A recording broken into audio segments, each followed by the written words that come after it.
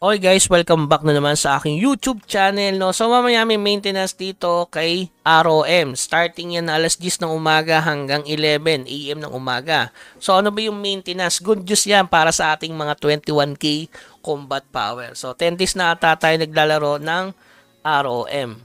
Okay, so basahin natin yung kanilang update mamaya. Yan, regarding nan yan sa adjustment sa Chrome and Crystal token minting. An increase in maximum minting quantity. So, para sa kanilang details, click natin to. So, ayan. Chrome token minting requirement adjustment. Ayan, level 60 or highest same as before pa rin. Before, 30,000. Ngayon, 20k na lang guys or more combat power. Crystal token minting requirement adjustment. Ayan.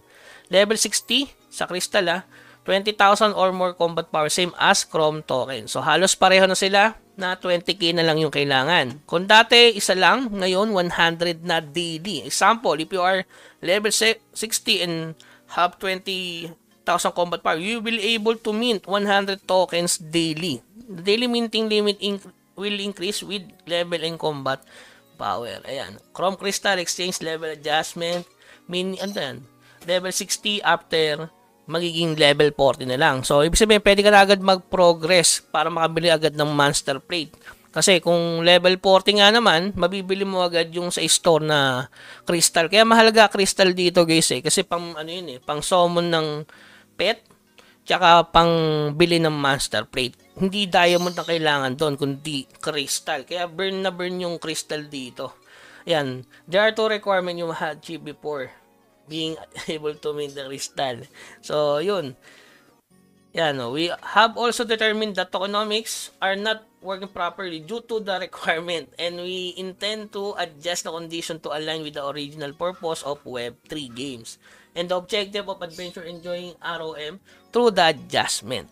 Okay? So, regarding paano napataas ng 21k itong ating powers ko as free to play, panoorin nyo yung part 1, part 2, part 3. Regarding naman sa pag-perform ng crystal, madali lang yan kapag nasa field ka. Wala kasi ako sa field guys kaya hindi ako maka-farm ng crystal dito. Okay? Meron kasing farm site ng crystal talaga which is kailangan mo mag-level 60. Yun ang kaya nga nakalagay dun is level 60 mga boss, no? So, panoorin nyo yung link sa baba. Nakalisted na yan, yung part 1, part 2, part 3. Matututunan nyo na lahat kung paano magpalakas ng power score, paano sooner or later magmi-mint na tayo, paano mag-farm ng diamond, napakadali lang yan. Syempre, magbebenta ka sa auction, yan, magbenta ka lang ng item dyan.